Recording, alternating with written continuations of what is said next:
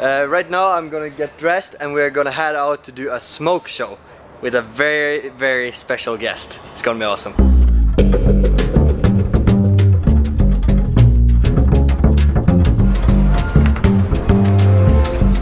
Today is a good day because today is a race day, and today's mission is to learn you guys everything there is to know about Gymkhana Grid. And by the way, how do you like the everyday vlogging we have done so far? Comment below.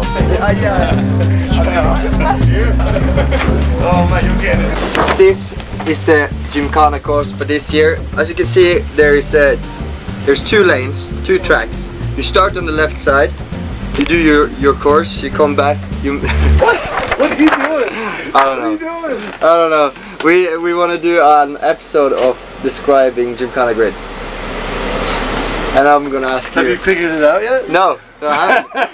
That's why I'm asking you. Can you explain to me what is Gymkhana Grid all about? Well, there's these courses and they're mirrored and we race against each other. Yeah. Good. The whole idea behind it. The whole idea behind it? It's a simple grassroots way to race in a small course with a, you know, anything from like a high-end race car with like our Ford Fiesta, Ford Focus, or even down to a simpler car like an older, you know, street car. Ford Escort. You've got to have something though that has a handbrake and can slide. Yeah. You know, so there's lots of cars out there in the world like an old Escort or you know, a Mitsubishi or Subaru STI, something like that, that, you know, there's plenty of out there in this world, and this gives those drivers that own that sort of thing like an opportunity to be able to race that car in a cheap and simple way. Like, you know, compared to say stage rally or, you know, a rallycross, it can be very expensive. Yeah. This is a way to go out and race in a much cheap and simple way. And it's short racing, good for the fans. Yeah, TV. And there should be no contact, although sometimes in front of our cars we have some contact with part of the course, but really the risk of damage to the car is dramatically different, lower than rallycross or stage rally. A lot more. Yeah. So there is one course on the camera, it will be right side, and one course on the left side. First you do one of the sides, you get your time, you do the other loop, and you get a new time. The time combined together is the race time. Yeah, and you want obviously to have the lowest time. Yeah.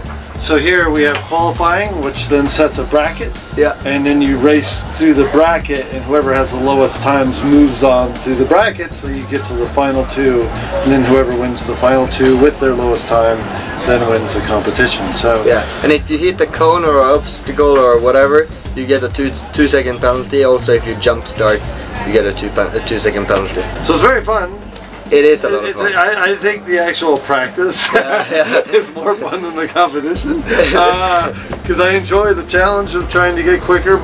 Because once the racing comes around, you could make a mistake in one of the lower parts of the bracket. Just like one mistake hit something, all of a sudden, like someone could have been, you know, easily a second or 2 behind you in times, but you got a 4-second penalty or whatever, and now you're out. Like all this work built up to 1 or 2 errors, and you're out. But that's also, you know, the big challenge.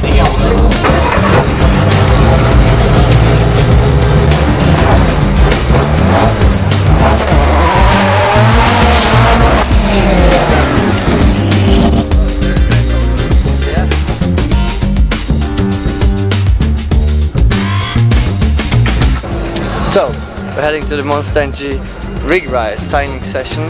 So this is the track. Here is one obstacle, there's another one, there's the yellow one, and we have an airplane in the middle of the track, which looks a little demolished. So we actually go underneath the wing here for a sec.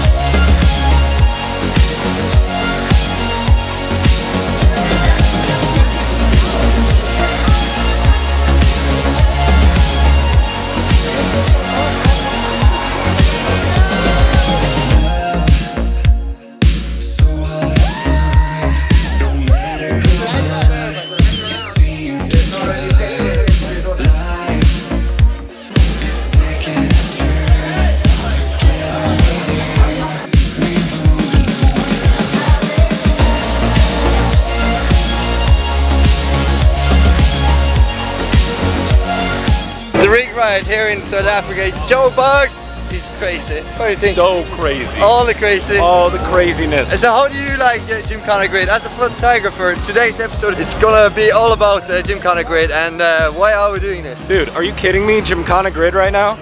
We have planes! We have planes! Real plane! I'm no longer flying, by the way. You realize further, that, right? yeah, now it's Ron just hot dogging it. Yeah, Ron's hot dogging. I'm way over track right now. We are so far away. Today is also a great day because today is a taco day. Get in there! Hey Johan, how do you enjoy South Africa and Gymkhana Grid? Good, I have to say. I didn't know what to expect, and I expected it to be super tricky. Yeah. But after a few rounds, I found out that you have to be super precise and do no mistake to be quick. And also very close to birds. Yeah, it's really tricky. So for us, I mean, we have teammates of us are like the kings of this. Yeah, so we have to step Solberg and KB. We have to step it up now. Really, young guns. Yeah, exactly. Yeah, but I think, you know, at the end of the day, when we get closer to the finals, I think in the mental game, we have a good chance. We are quite strong. Yeah. So we'll see how it goes. I don't like to be cocky, but it would be nice to be in the final. Yeah, because karma could be a bitch, you know. We'll see how it goes.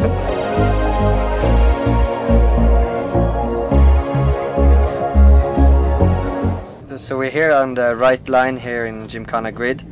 In the start, it's very important to not spool the tires too much. So I have second gear when I release the handbrake and the clutch. Into corner 1, I'm going all the way up to 4th gear, and there's two ways of taking corner 1. Either you can pull the handbrake and drift around it, or you can try to go smooth. I try to go smooth the first half of it, then pull the handbrake, going sideways and try to set up the car. The figures of 8 is a very, very technical obstacle. I go into the first obstacle, start braking, hit the clutch, using the handbrake, and then I don't want to be spinning too much. I take the speed all the way down to 0. All the work during a Gymkhana course is really between the clutch pedal and the throttle and the handbrake, of course. Then after the figures of 8, there is the airplane. The airplane is pretty sick. It's just like a nice little 180 degrees obstacle, but you don't want to stop in the middle of it. You want to have a smooth, nice line so you can have a good acceleration for a little stride. Going into the spoolers, which is a very tricky one also with the Focus RS. The RS is a long car, so it's hard to turn it around.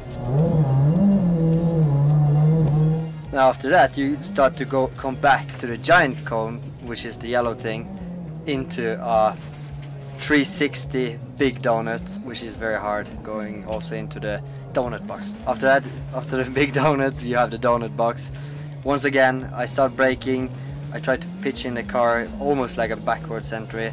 Really cool to do it, and I use the clutch a lot and modulate the throttle. After the donut box, we have a little straight where it's very crucial to get the power down. Once again, I'm using the clutch, modulating with the throttle to get all the traction needed, not spinning the wheel too much.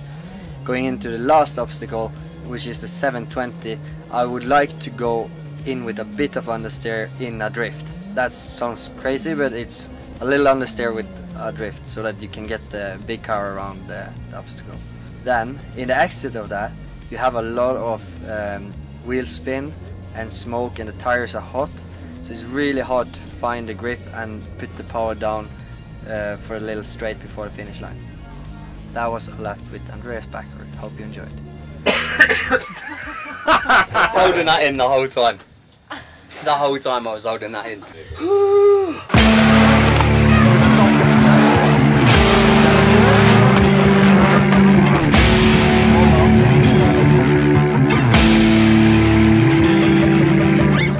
So for the first time ever, I've got the 1552 rims on.